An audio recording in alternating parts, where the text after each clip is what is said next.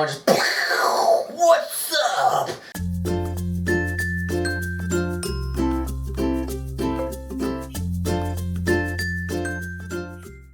Hey guys, welcome to My Crazy Week. I'm your host, Cullen Incester, and today it's Sunday. It's the day when the week decides to wrap up and things end so they can start anew, like a phoenix burning into a pile of ashes and being reborn from all the crap from last week. We're going to reinvent ourselves for the Monday that's coming up very shortly.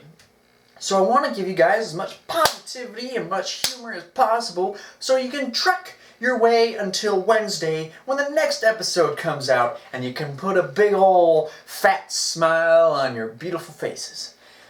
Today what I want to talk about, guys, is embarrassing moments. Times when we look back and we think, why did this have to happen? What divine force pushed this ugly moment upon our conscience and our memories? They are burned into our psyche for the rest of our lives. And whenever we have something happen to us that has a little sense of deja vu, we have a tendency to rewind back to that moment and think, whoa, that really happened. Ugly. Basically, guys, I'm going to share with you a couple embarrassing moments that I've witnessed. Both my own and some other people's moments of embarrassment. Times when they probably are trying to forget about it, but if they ever watch this video, it's going to resurface like a freaking worm.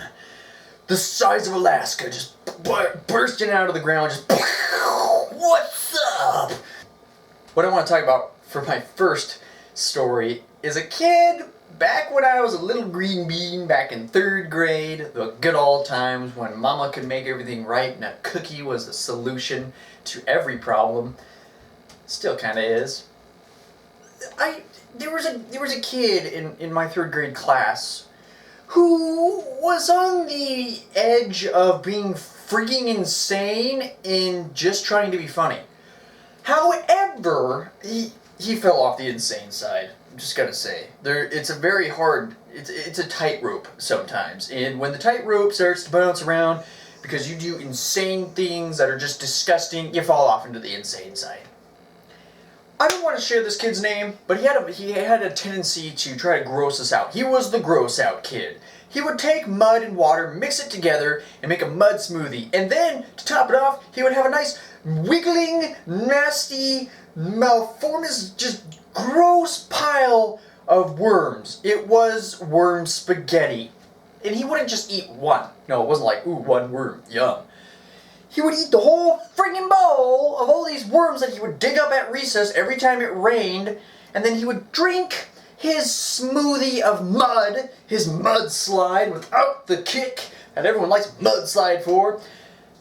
He would ingest it, take it in, make it himself, go back in, and rejoin the class. Like, recess is over.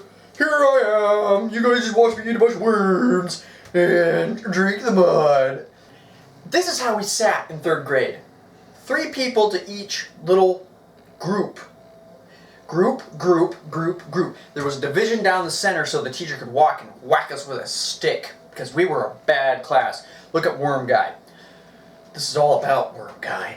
Worm Guy became Puke Guy, okay? I'm not even going to try to make a punchline for this one because it's pretty good. It's pretty good.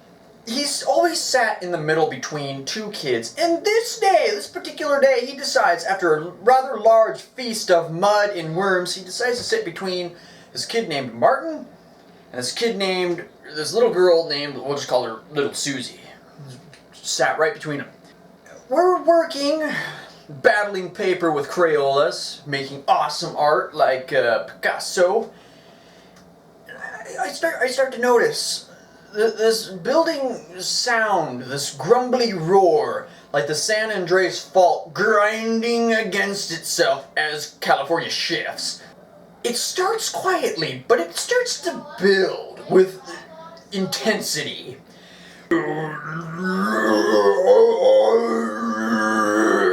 And I'm thinking, what is this thing?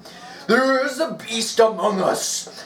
No, it's Worm Guy's stomach telling him to let it go, let it go. And sure enough, he whips around, looks at little Susie, locks gelatinous marbles with her, and releases the evil that had been building in his stomach in a cacophony of just crap. Just crap comes out. It was black and oozy because of the mud. It looked like when you take an Oreo, put it in a blender, drop in some extra lard, shake it all up, put some worms in there, and you just leave the top open, put on blend.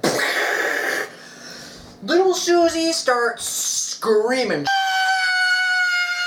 Freaking pigtails flinging around, looking like freaking alien antennas, as venom shoots out of this kid's mouth. Peter Parker's probably looking in going, oh, no, oh, no.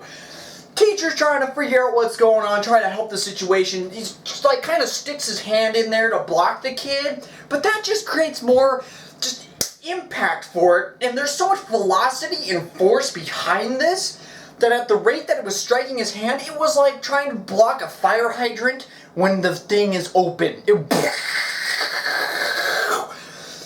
I'm sitting there, my Crayola box gets knocked over, and I can see all my crayons migrate towards the edge into this black puddle just reaching towards my feet. They just all into it. And I'm like, oh no! And little third grade me is like, oh my god! Those crayons, they're not Crayolas! Tornadoes are happening outside, the fire alarm's going off.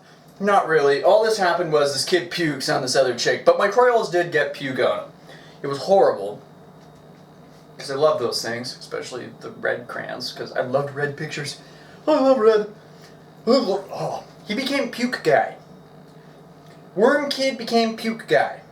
And I'm pretty sure it stuck with him all the way through high school, and it might still be with him as he's in college today.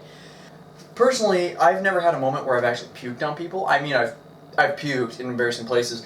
My dad, oh, this is a good one. We were going to the fair one year. It's just like in family going. You go to the fair when you want to have fun. It's like you gotta do what you do to have family fun. So we're at the fair, you know, and I'm like, oh dude, it's the ride, Moby Dick, where it takes you and it spins you the crap around, and then it stops, and then it spins you the other crap around, and we're going up the steps, and my dad's like, I'm gonna hang back, guys, I'm just gonna sit this one out. You know, there's no reason to go on this. I'm like, what, 40 now? There's this little girl standing at the railing, and I see, like, she, like, turns and looks over at us. My dad's sitting right below her, and she turns green. She became freaking Shrek in 0.02 seconds. And without any warning, wretches just all freaking over. And it doesn't hit my dad, thank God, but it splashes, it like hits the ground right in front of his feet, so it splashes up onto him like a little tidal wave when you go to the ocean. All over his shins, his shoes. My dad's got a weak stomach. He doesn't like being puked on. Then again, not a lot of people do. So my dad just like freaks the crap out. Oh, dude, oh! And like beelines to the nearest restroom. Puke it all over him. He smells like the carnival seats. That's how bad. Like when you go on the roller coaster and you go to sit in your seat and you're like, oh, dude, it smells like rotten McDonald's or something, because that's essentially what it is. Regurgitated, nasty carnival food all over. And I've watched them clean these things. What do? Get a freaking bucket. Like, oh, that's sanitary. No, you need the cat litter to dump on the puke, and then you gotta blow it away with a fire hose. Then you get bleach, and you bleach the crap out of it. You don't take a freaking bucket and go, most of it got out, let's just send it on its way. Alright. Next group, let's go. And my dad just runs over, flings the bathroom door open, and I can hear him shriek, "No!" The door closes behind him. "No!" Goes quiet. 20 minutes later, he comes out. His pants are wet, his shoes are wet, and he's like, "We're not gonna go home. We're not gonna go home right now. He goes, but you better be ready to leave when I say we're leaving. If you guys have vomited ferociously, leave a explanation of it in the comments.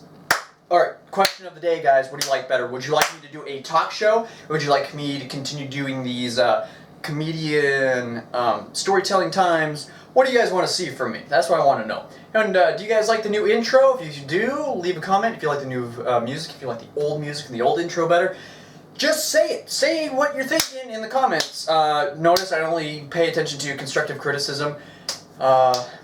I'm trying to keep these videos unscripted so they're more natural. Kind of like, just like a kind of free-flowing talk show. So you guys get to know me a little bit better. Hopefully they're funny. Hopefully you guys like them. And I'll see you guys on the flip side. See you guys later.